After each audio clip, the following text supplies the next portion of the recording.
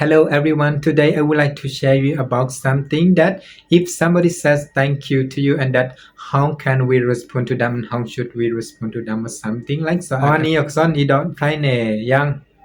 นิซอนซีวังมินนิซอนซีวังมินนิซอนซีมินดอถือชื่อเงาวันนี้วังมินดอละนั้นนิซอนซี thank you บันกระโดดเกจูตังอะเนาะนะจ๊ะนะ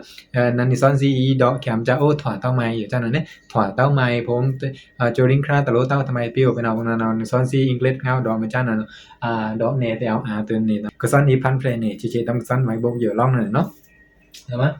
นำบัดติดมาทำไมเนี่ยนำบัดติดนะวังมินดอละนี่ thank you นะจ๊ะผมก็แต่นี่นิซอนซีดอ of course แต่ละได้ of course นะจ๊ะเนี่ยแต่แบบนำบัดติดนะ no problem จะสนะทำไมแต่ไม่ตาทำไมจริงๆแต่ถอดทำไมๆน่ะเนาะถอดทำไมๆเบิ่นว่า of course ถอดทำไมเนี่ย no problem เบิ่นทำไม you welcome ละเด้อถอดทำไมนะจ๊ะผมเนาะเบิ่นว่าที่แปลบ่นะจ๊ะนั่นนะทั้งแต่ no worries จริงคราตะโลเต้าถอดทำไมเบิ่นว่านี่นี่ทั้งแต่นำบัดงัดเนาะทำไมจ๊ะ anytime คิงเติงเด้อนั่นเป็นกุยหลันกูงี้ไม่ขาดละเด้อนะจ๊ะคุณท่านในซ่อนสิสูงมัน anytime เนี่ยตั้งแต่มึงดอลแล้ว thank you มึงโรต้ามื้อนี้มึงดอลแล้วนั่นนี่กิจุตังอ่ะเนาะเบี้ยวนั่นแหละโอ้ถอดทำไมนะจ๊ะเนาะนั่น anytime ผม of course เนาะ of course no problem ตั้งแต่you welcome no worries anytime นะตั้งแต่ don't mention this นะยูบ่ต้องทำไมนะจ๊ะเนาะนะยูบ่ต้องทำไมนะเรบ่ต้องทำไม it's okay ถอดทำไมเบิ่นระวังเนาะตั้งแต่ my pleasure เบิ่นว่านะจ๊ะmy pleasure ถอดทำไม you เรบ่ต้องทำไมผมนะจ๊ะเนาะ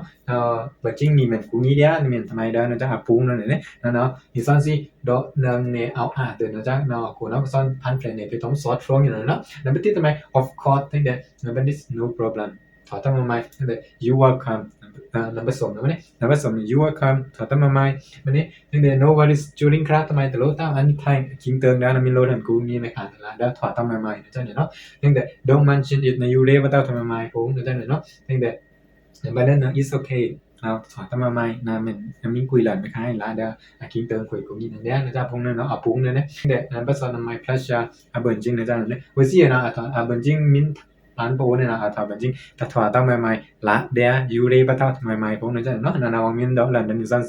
นสิปลานแค่ต้องอยู่ซอดรงโกเตร้านเนาะวังมินดอกหลันนี่ thank you เปียโตต้านั่นซ่อนสิปลานเนี่ยต้องอยู่ซอดรงเนาะร้านนั้นมาซอดรงโกเนาะซ่อนสิมันสูงลงมาสูงร้านเนาะนี่ซ่อนสิแกงละเนาะนั่นเนาะพอผู้ไว้ตันสิใหม่แต่โตต้ากระสูงบ่ผู้ต้องอยู่ซอดรงโกเนาะผู้ไว้ตันสิกระสูงแกงละฟรงเนาะสูงต้องฟรงใหม่แน่เนาะคอมเมนต์หลังซ่อนวิดีโอปลายอย่างนั้นเนาะ